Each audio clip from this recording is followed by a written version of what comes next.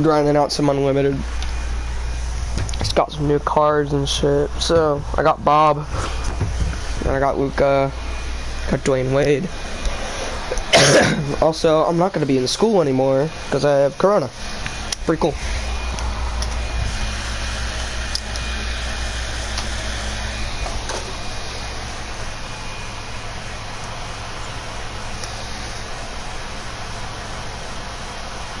Okay, maybe jail is a little harsh. Maybe go on, Queen, and think about what you've done. Reconsider this, Queen. You're better than this, actually. I think this is better than, say, trying to go through someone's phone. Just be careful, because family might stop by, or roommates friend. No, it's actually exactly the same as going through someone's phone. Just because you did it with technology, Daddy, chill. Make it any less invasive. Just say invasive. Fucking Yao Ming, bro. Invading someone's privacy. I think a lot of his videos like this are creepy and weird, but people play it off as a joke because like tech is magic to them. Unfortunately for me, I have a similar professional background to this guy, so I understand how he's doing all his cool tech hacks, and it's just strange. It's just weird. Don't do it. When you are a crypto millionaire but still hate people. Oh, doodle. All for me. Cool, man. Now I want to address this up top because I think it's important. However you feel about watching this guy's stuff or about my commentary on this guy's content, please do not harass him or reach out in any way. It's antithetical to what we're doing here. It is going to be viewed as harassment. It's going to make me look bad because my audience and their behavior is a reflection of the community that I've cultivated.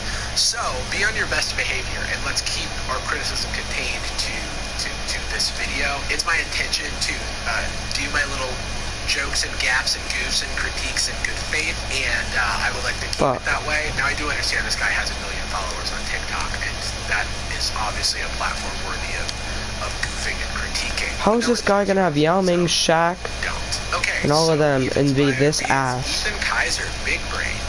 That is because his Oh, brain is so fuck cool, me. his hacks are so cool. He's a nerd like me. Expecting it to He always lives get in faster. Miami, not like me. I left Florida. We've got tech/big brain humor, just as a reminder of how, you know, the humor is big brain. So big, in fact, that I may be misunderstanding it. This whole video may be me just not getting the joke. Remember, kids, if it's a joke, then you can't be held accountable for anything. It's just a prank, bro. And then finally, it says Rebound app link. So he has an app. He's got an app. There's an app for that. You know, he's got a few apps, actually. We'll be talking about some of them today. But first, a word from today's sponsor, Notion. Are you having trouble keeping track of your life as a viral superstar entrepreneur? I know I literally am. But for all I do need help staying organized, and I do that with Notion. Notion is a project management app where you can do it all. Take notes, manage tasks, set goals, and so much more. And it's perfect for working with a team, as all of your stuff is easily discoverable all in one place. I use Notion. I and my team of misfits have been using Notion for the better part of the last 3 years. Bro, why does this man have a line going down his head, bro? What the fuck? And manage brand opportunities. Give me that. Like this one. Notion is customizable, so it's easy to tailor the tool to your needs, and they make it super easy to share your work both with your team and to the outsiders. I've used a lot of task management software, both myself and with teams, and I've been a part of a number of different teams of different types, especially back when I used to work a 9 to 5. But Notion is by far my favorite, as I am still using it after all these years, and that's because everything just lives all in one place, and it's easy to keep everybody informed. Yeah, so I've got Demo written here as like a little reminder to just show you around a little bit. For myself, a lot of our work lives here in the production schedule, and I can manage, you know, the process of how things are going, because it's very hard for me to stay organized. So this tool helps out a lot. This video. This guy won't take his starters out. Be ready. We've got some videos You've coming been in all 15 minutes, dude. You're gonna run out of energy so quick with these people. The stuff that I've been working on, you know, like things happen to get these videos made, and it starts with Notion. If you're looking for a product to help you organize your business or your creativity, I recommend clicking the link in the description and signing up for Notion today. Thanks again to Notion for sponsoring this video. Let's get started with the Rebound app. I'll let Ethan describe it in his own words. Did anyone else plan on staying single after their toxic ex, but ended up finding their soulmate? To Electrolux, better living means bringing more mouth-watering flavor to the table. With Steam Bake for impossibly airy pastries and crustier, fluffier breads. For better living, Electrolux. Chicken fries are back on the 2 for $5 mix and match at Burger King. Want them as a side? Duh. A snack? Obviously. A meal? Yes.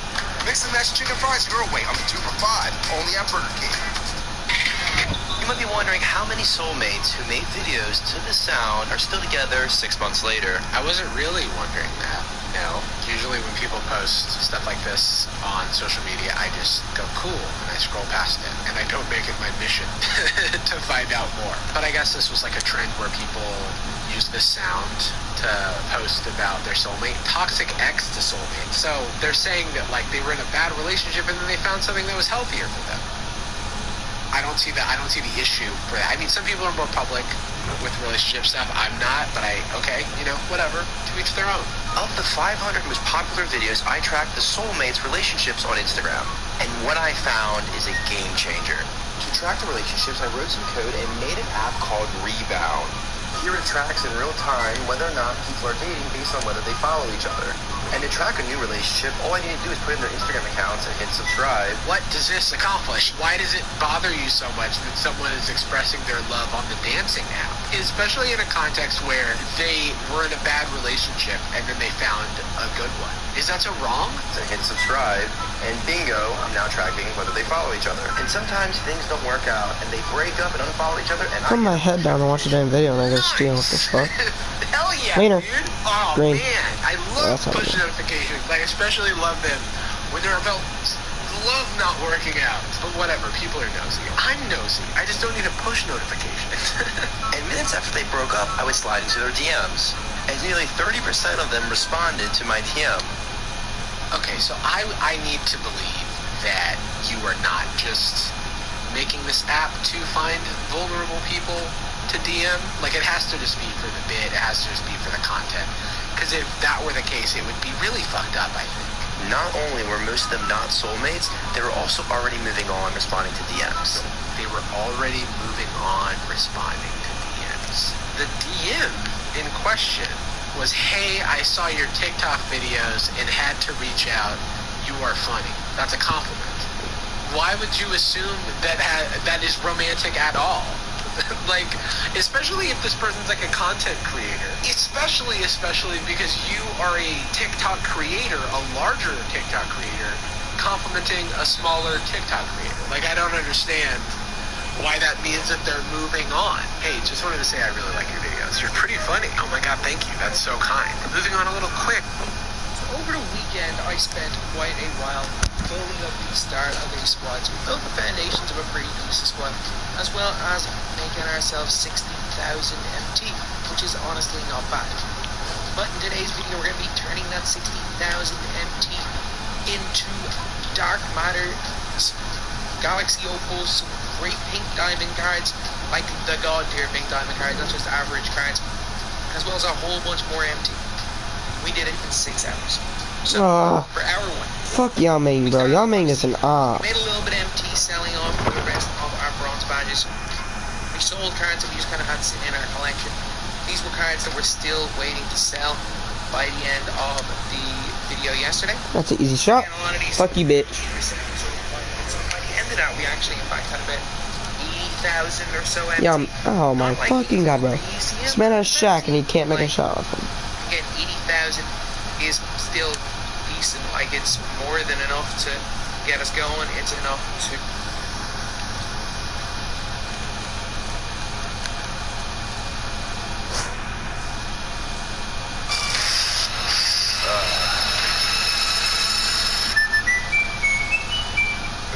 help us out big time.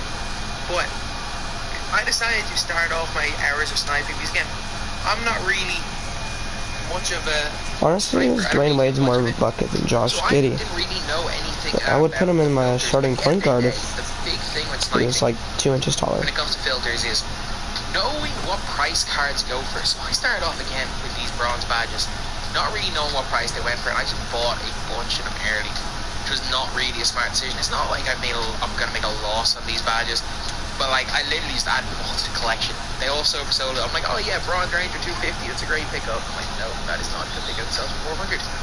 Handles for days the same. So look, it's a long game with these. I added them all to collections and moved away from badges. I'm holding those until, you just never know, a really good card might come without handles for days. It might come without range this Friday. So like, isn't that what I'm going to sell my bronze badges, but I just need to get rid of them over the next couple of days. So then we started on the Celtics filter, which is one of the more difficult filters to get anybody.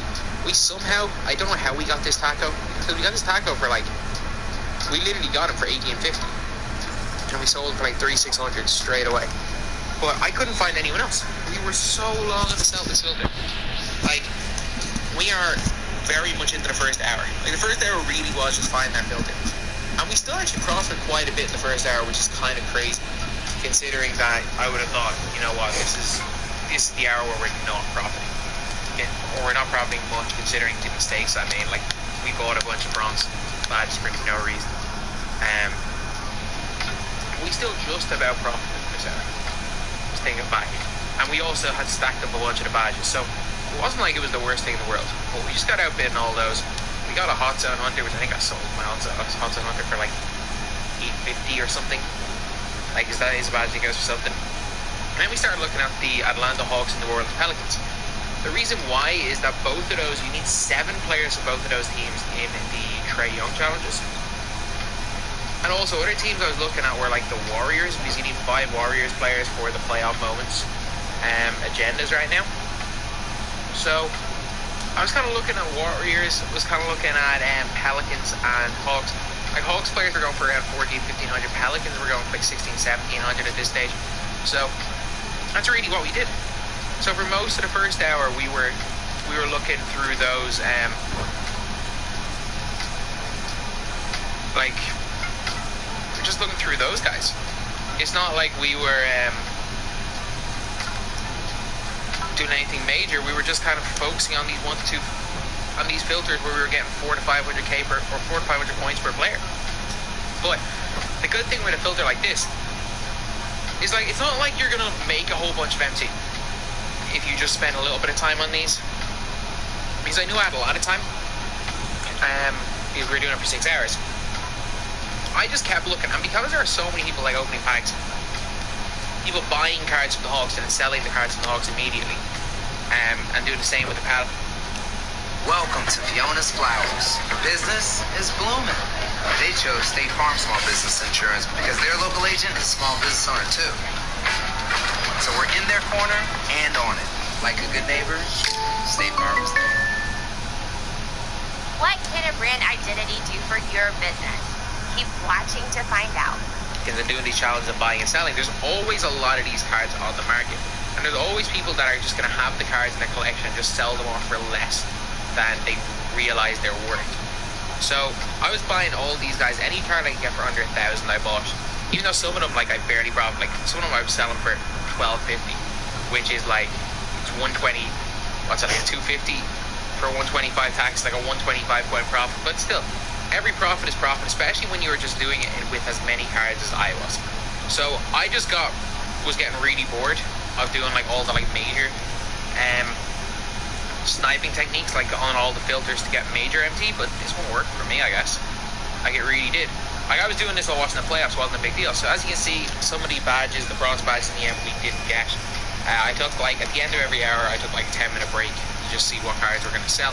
And a bunch of these guys sold. So you can see, we started on like around the 80k mark, and when all of these cards sold to start off hour number 2, I think we were over the 80k anyway, and we still had a bunch of cards in the collection, which was a good thing. So we profited a little bit, honestly. After an hour, not even really knowing what we were doing, we probably profited 10-15k, which was not a bad amount at all for hour number 1. But then things got kind of crazy.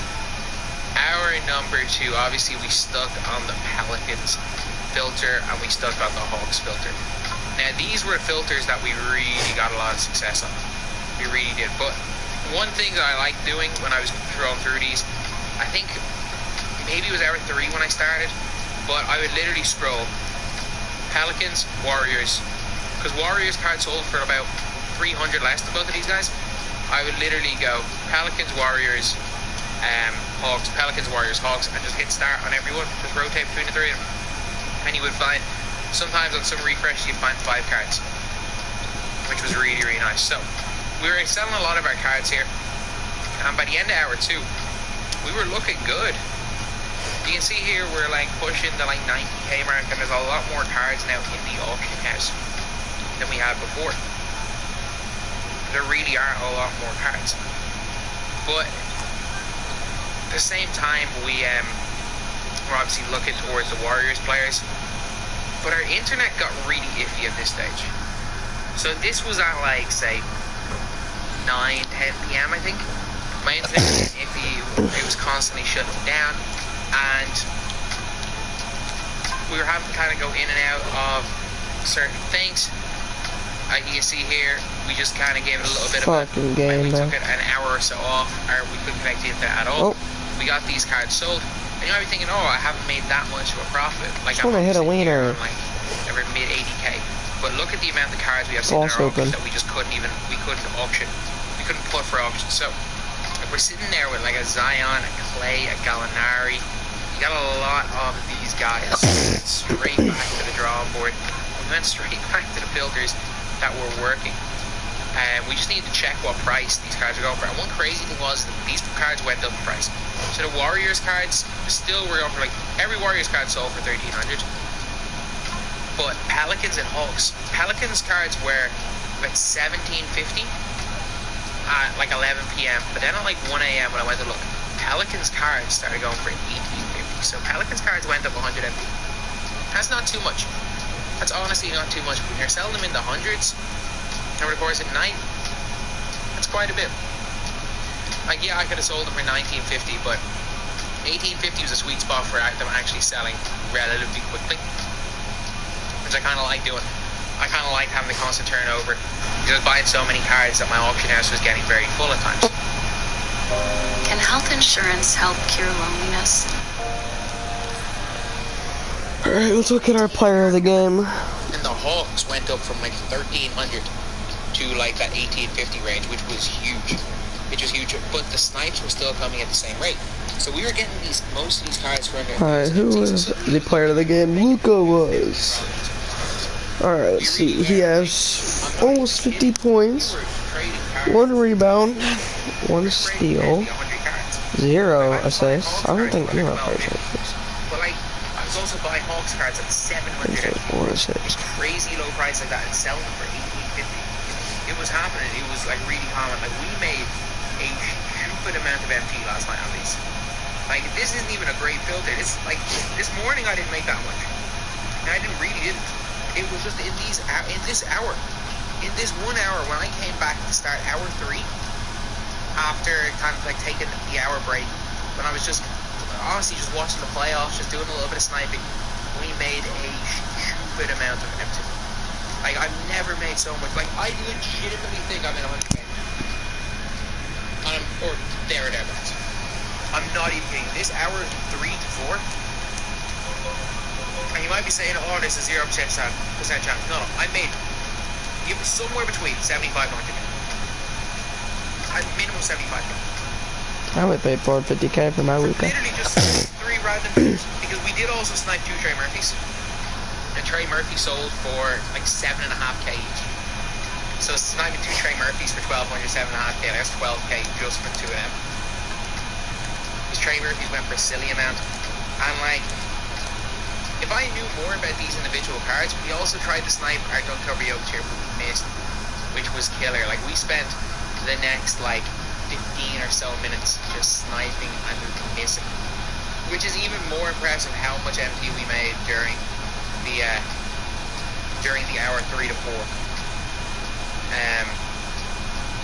During hour 2 to 3. During hour 2 to 3. It's actually impressive how much we made just in this hour. I think we made almost half our MT in this hour. It was nuts. considering the fact that we spent 15 minutes of it refreshing for a Dunko Jokic, who I just really want, or even on the off chance we got a Porzingis or a Ewing. But yeah, so we're looking through.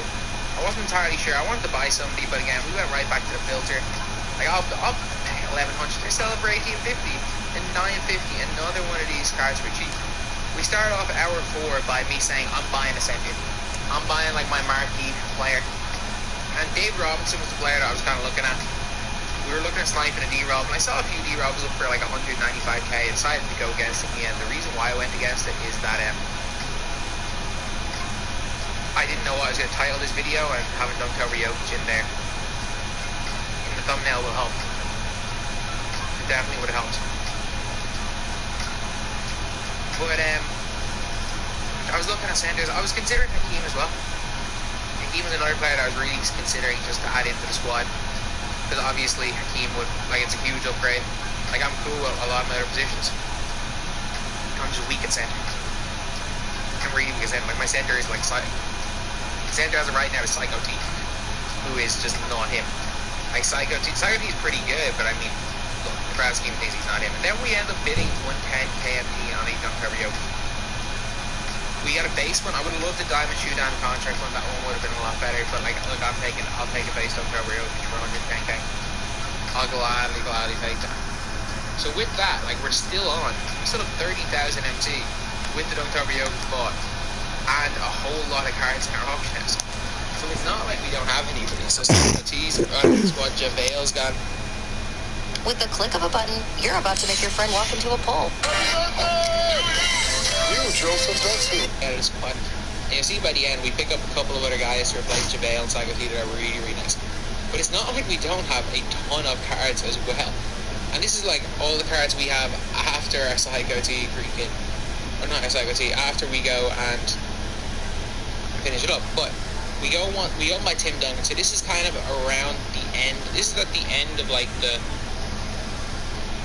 Bull. This is about halftime of the Bulls game, so it's quite late at night. Oh, fuck me. Why I did at this time was I wanted to actually go to sleep. So we went and bought Tim Duncan. We put all our cards up and we went to sleep for the night. We ended up having all of these cards. We woke up with all of these cards sold, which again was really, really good. A couple of cards still had time to go. None of the cards completely finished. So the cards that didn't sell, it was really because it was a little bit just too early. The cards that didn't sell were too early to like see them unsold. A few of them unsold. We bought more cards. Those cards sold for a little bit later or for a little bit less because it was a different time of the day. Which is going to happen. Like, cards sell for different prices at different times of the day, especially when you're on like a generic filter like this.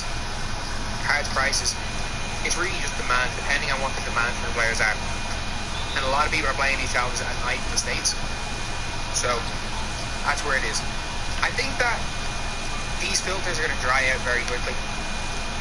I think if there's multiple people on them, I don't think they're really going to do anything. But I'm happy with what I did. So we decided to go to play Clutch Time. Give me those cookies, boy. We're just waiting for players to sell. We already have 50 in our options. And I was like, you know what? Luka First Doncic. game playing against a pretty good squad, we joke. Game number 2, of course, we're playing freaking Luka, Kawhi, Vince Carter. And we flanked that, which should have went in. And then we somehow missed the shot with Tim Duncan. It just wasn't our deck. I might play some Clutch Time after this. Then play the game on TTO. Probably dominated. Please, hit that. Oh my god, bro. So game number 3, go back to Clutch Time. Facing a God squad right here.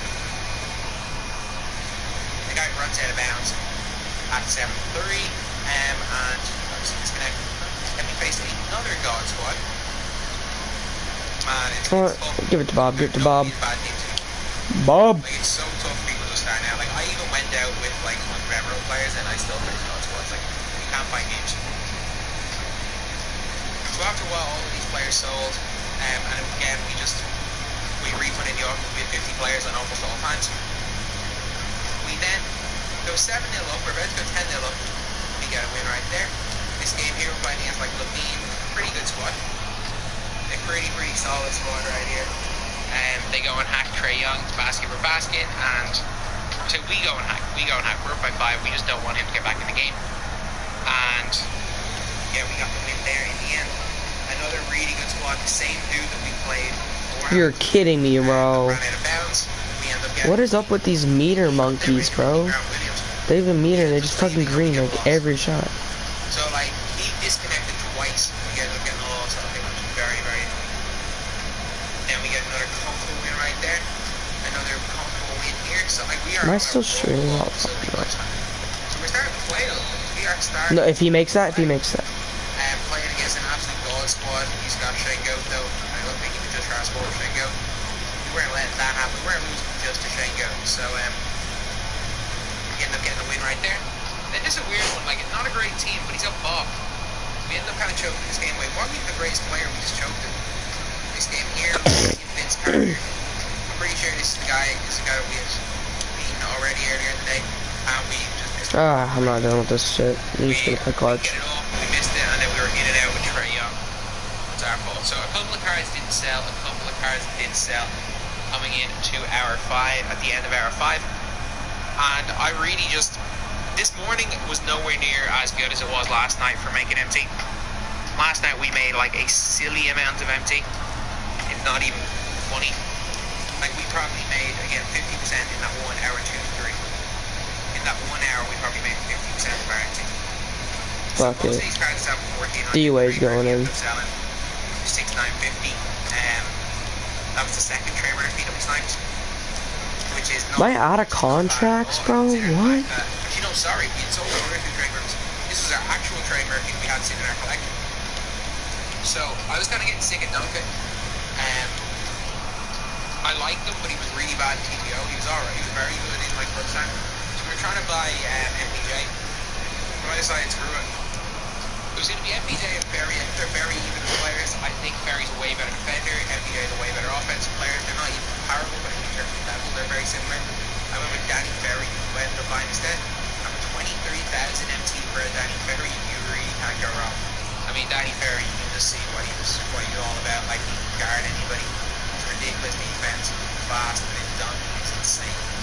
Like, Danny Ferry carried me for a while. So we have a whole bunch of cards. We sold Legend Vale, we sold our Tyler Hansborough as well. We made actually a profit on Psycho Team, which was pretty nice. But yeah, that's pretty much it. So as of right now, we have got a lot of cards still left to sell in the auction house. I know a couple of these guys we're just going to have to just finish and we're going to put them back up. But a couple of cards aren't selling, a couple of them are selling for 1,400. Any cards that don't sell, I'm just going to wait for tonight to see what they go for. I doubt I do anything like this again anytime soon because I would much rather have had the game on the big screen. I would much rather have been just watching the NBA game, watching the NBA playoffs rather than having to snipe every 2 seconds. But at the end of the day, for the sake of the video, it was not a bad thing to have done once, and it puts our team in a much better situation. So, anyway. That's pretty much it. That is pretty much it. We're selling some of our players. We're in pretty good shape. And, I mean, I can't complain. I built...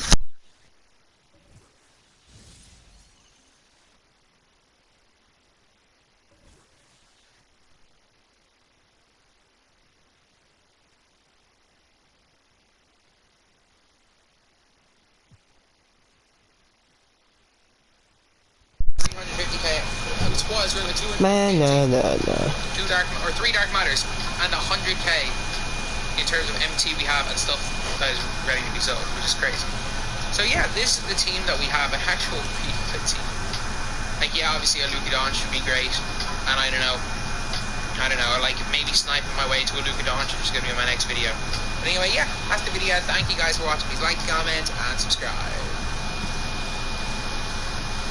This is the rabbit hole iceberg. Google defines a rabbit hole as a bizarre, confusing, or nonsensical situation. And this iceberg chart has a lot of that going on. I think people watch iceberg videos because they want to know about the weird stuff at the bottom, so that's just what we're going to talk about today. We're going to be talking about Osama bin Laden's hard drive, devourment, hidden answers, hyper, sigils, global mind, tunnels, it just says tunnels, cannibal cafe, fighting monarch, and much, much more. There sure is more than that. I gotta say a couple things first before we get into this. First of all, I'm not going to go super depth into all of these entries. You could probably make an entire video about any single one of these entries, but I'm just going to give you a quick rundown of each entry and mention the most important elements of it. Also, there are a couple entries on here that there's really no way I can talk about them on YouTube. I really do want to talk about everything here, but I don't want to risk this video getting flagged. Also, any of these entries that I've covered in a previous video, I'm not going to cover them here too. You're not missing out on anything. You know me, I'm using Minecraft Death Run B-roll footage. It'll help lighten the mood while we talk about God's ego death. There's a lot of weird stuff on the bottom, and while doing research for this video, I found myself on some of the weirdest parts of the internet and darknet. And while browsing these weird parts of the internet, it's incredibly important for me to keep my online identity anonymous and to keep my personal information safe. And that's why I use a VPN. That leads us to today's sponsor, NordVPN. Did you know that if you don't use a VPN, pretty much Sweet. Help defense on 0, but they still want to help. This is true. I don't get it. You can see records of all of your internet activity. It doesn't matter what you look up. It doesn't matter if you use an incognito tab or not. And on top of that, it's surprisingly easy for malicious websites and bad actors to track you by monitoring your internet traffic. Really, of course he misses, bro. Protect your privacy online is by using a VPN, such as NordVPN. What NordVPN does is it encrypts all of your internet traffic. And since your internet traffic is now encrypted, your internet service provider cannot tell what you're doing online anymore, and it's essentially impossible. How do you miss that wide open? And downloading and using NordVPN is also very simple and straightforward. You simply download the app onto your iPhone, Android, Mac, or just launch the app, sign in, and hit quick connect. I'm not losing to this budget team. I'm not. That will effectively protect your online identity. If you go to nordvpn.com/parallelpipes, you can get a special deal where you'll get an exclusive deal on a 2-year plan and have a 30-day money-back guarantee. Or you can just go into the description of the video, click that link to get that deal.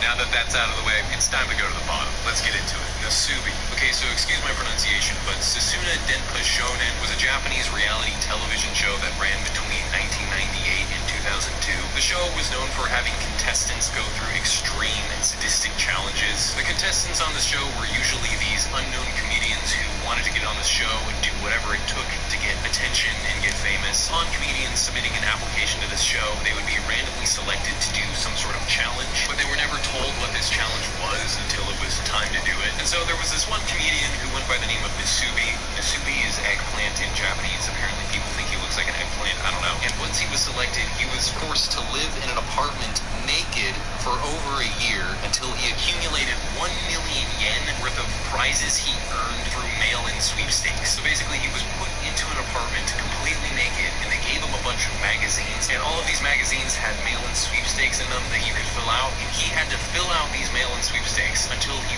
won 1 million yen worth of prizes from these sweepstakes. It took him 335 days of just sitting around and filling out these magazine sweepstakes for him to win 1 million yen worth of prizes. And even after he met that 1 million yen threshold, he was sent to another location to continue the challenge for even longer. Throughout his time doing this, you can see his hair grow out and he loses a ton of weight, and it seems like he progressively gets more crazy. Reportedly, the only food he was allowed to eat during this challenge was food he won through the sweepstakes, so he ended up eating things like dog food and soda and uncooked rice for a year. Of course, this was a television show, so it's hard to tell how much of it was real, but you can very clearly see this guy lose a lot of weight, and he grows his hair out, and he acts weirder and weirder as time goes on. And there were interviews with this guy after the show was over, and he said that the challenge had some long-term mental effects on him. He said that his time spent doing this challenge completely ruined his social skills because he was just in solitude for over a year, and he was really bothered by wearing clothes afterwards because he got so used to being naked. This person doesn't exist.com. This entry is referring to this website that uses AI to generate completely unique faces. As the name of the website suggests, these aren't pictures of actual people's faces. These are AI generated faces. Every time you reload the page, you get a new and unique face face that's never before existed.